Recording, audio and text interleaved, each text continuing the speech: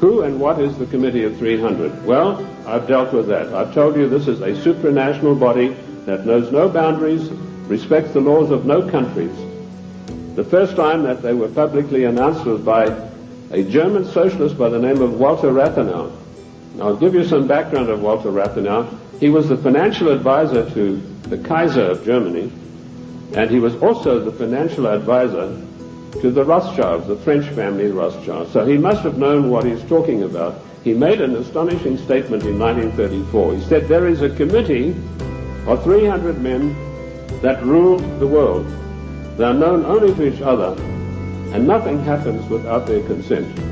The goals then, very simply stated, are to make the world over into a one world, new world order dictatorship, controlled utterly and completely by this Committee of 300.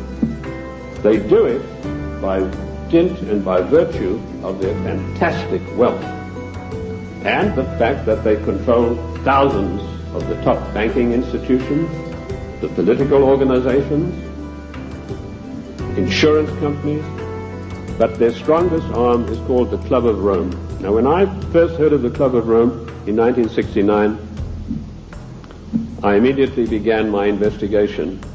And as Ken told you, all of my investigations have been done on location. Every one of them.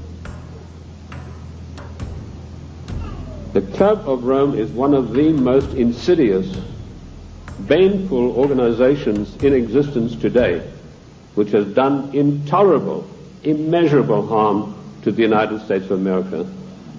This Committee of 300 told a man called Aurelio Pecci to form this Club of Rome with the main object of bringing down the industries and the agricultural development of the United States.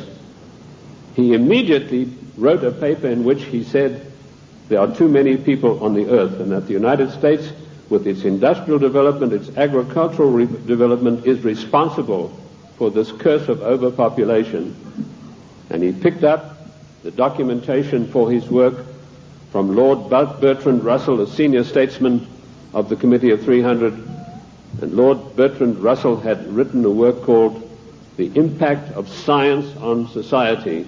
And if you can ever secure a copy of that book, which I doubt you'll be able to get, you will see in there that he said the world is grossly overpopulated and we have to get rid of at least half of the world's population, and it doesn't matter how we do it.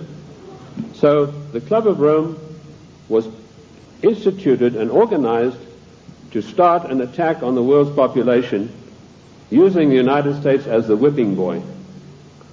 And they came up with a paper called the Zero Growth Post-Industrial Plan for Industry and Agriculture for the United States of America.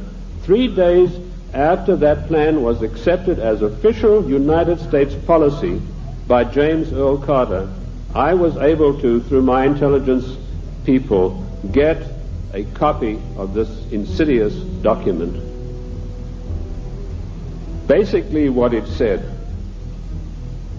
was that the middle class in the United States of America had to be destroyed, because in the coming push to a world order, the middle class would be the stumbling block, because history had shown that the peasant class in ancient days, when they had revolted, were just easily crushed. There was no resistance. But now had grown a new super class of people in the United States called the middle class, who had long-term employment, who had job security, who were well paid, who could afford to buy the products that were made by the United States and didn't need to buy products from China or anywhere else. And the Club of Rome post-industrial zero growth paper said this has got to stop. We have to bring down the middle class of the United States. And the way that we will do this, the way that we will accomplish this task, is by crushing their industries. The point I'm trying to make, ladies and gentlemen, is that the federal government The secret upper-level parallel government that runs the United States does not want you to know that you have an upper-level parallel government that calls the shots, that dictates what is going to happen to your life and mine.